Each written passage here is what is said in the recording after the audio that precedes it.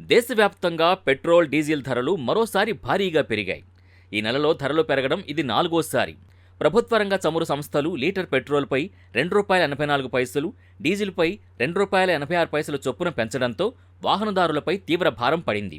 తాజా పెంపుతో దేశ రాజధాని ఢిల్లీలో లీటర్ పెట్రోల్ ధర ₹102.12కు, డీజిల్ ధర ₹95.20కు చేరింది. అలాగే ముంబైలో పెట్రోల్ ₹111.21, చెన్నైలో ₹107.77గా నమోదు కాగా, తెలుగు రాష్ట్రాల్లోని ప్రధాన నగరాలైన విజయవాడ, గుంటూరులో ₹117, హైదరాబాద్లో ₹115కు రేట్లు చేరాయి. ఈరోజు ఉదయం 6 గంటల నుంచే పెంచిన రేట్లు వసూళ్లు చేయడం మొదలుపెట్టారు.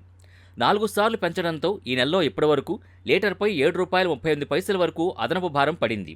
చమురు సంస్థల నష్టాల నేపథ్యంలో ఈ ధరల పెంపు ఇంతటితో ఆగదని, భవిష్యత్తులో మరిన్ని విడతలుగా బాదుడు తప్పకపోవచ్చని ఆర్థిక నిపుణులు అంచనా వేస్తున్నారు. అంతర్జాతీయ మార్కెట్ ధరలకు మన రిటైల్ ధరలకు ఉన్న వ్యత్యాసాన్ని పూర్తిగా భర్తీ చేయాలంటే లీటర్పై మరో ₹20 నుంచి ₹33 వరకు పెంచాల్సి ఉంటుందని, అయితే అంత భారం ఒకేసారి వేయడం సాధ్యం కాదని వారు అభిప్రాయపడుతున్నారు. ఇరాన్ యుద్ధం కారణంగా ఫిబ్రవరి చివరి వారం నుంచి అంతర్జాతీయంగా ముడి చమురు ధరలు భారీగా పెరిగినప్పటికీ దేశంలోని 5 రాష్ట్రాల ఎన్నికల వల్ల వరుసగా 74 రోజుల పాటు ధరల్ని పెంచకుండా నిలిపేశారు. భారత్ తన చమురు అవసరాల కోసం 88% దిగుమతులపైనే ఆధారపడుతోంది. ఈ నేపథ్యంలో ధరల్ని సుదీర్ఘకాలం పాటు స్థిరంగా ఉంచడం వల్ల Indian oil, Bharat petroleum, Hindustan petroleum వంటి ప్రభుత్వ రంగ సంస్థలపై ఏకంగా 1.2 లక్షల కోట్లకు పైగా అదనపు ఆర్థిక భారం పడింది.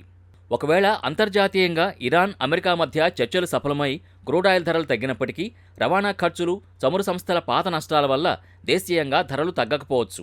ఇటు సామాన్య ప్రజలపై ద్రవ్యోల్బణ భారం పడకుండా చూస్తూనే అటు చమురు సంస్థలు కుప్పకూలకుండా కాపాడడం ప్రస్తుతం కేంద్ర ప్రభుత్వానికి పెద్ద సవాల్గా మారింది.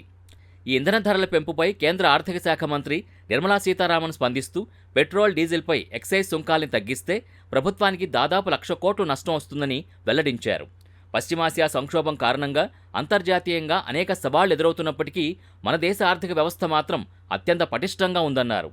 కొంతమంది పనిగట్టుకుని దేశ ఆర్థిక వ్యవస్థ తీవ్ర సంక్షోభంలో పడిపోతోందంటూ ప్రజల్లో అనవసర భయాందోళనలు సృష్టిస్తున్నారని ఆమె మండిపడ్డారు. అంతా మునిగిపోతోందని కొందరు నెగిటివిటీని ప్రచారం చేస్తున్నారని, కానీ మోదీ ప్రభుత్వం ప్రస్తుత అంతర్జాతీయ ఒత్తిళ్లని తట్టుకునేలా చర్యలు తీసుకుంటోందన్నారు నిర్మలా సీతారామన్. ప్రస్తుతం దేశం ఎదుర్కొంటున్న ఆర్థిక సవాళ్లన్నీ అంతర్జాతీయ పరిస్థితుల వల్ల వచ్చినవేనని, దేశీయంగా ఆర్థిక పరిస్థితి సానుకూలంగానే ఉందని నిర్మలా సీతారామన్ స్పష్టం చేశారు. సామాన్య ప్రజలు సాధిస్తున్న విజయాల్ని మరిచిపోయి కేవలం భయాందోళనలు వ్యాప్తి చేయడం సరికాదన్నారు. నిర్మలా సీతారామన్ ఎంత సమర్థించుకున్నప్పటికీ క్షేత్రస్థాయిలో సామాన్యుడి నడ్డి విరుగుతోంది. పెట్రోల్ రేట్లు పెంపుతో నిత్యావసరాల ధరలు విపరీతంగా పెరుగుతున్నాయి. మధ్యతరగతి మానవుడి నెల ఖర్చు తలకిందులవుతోంది. కేంద్రం ఎన్ని కారణాలు చెప్పినా సామాన్యుడి ఆగ్రహాన్ని బీజేపీ భరించక తప్పదు.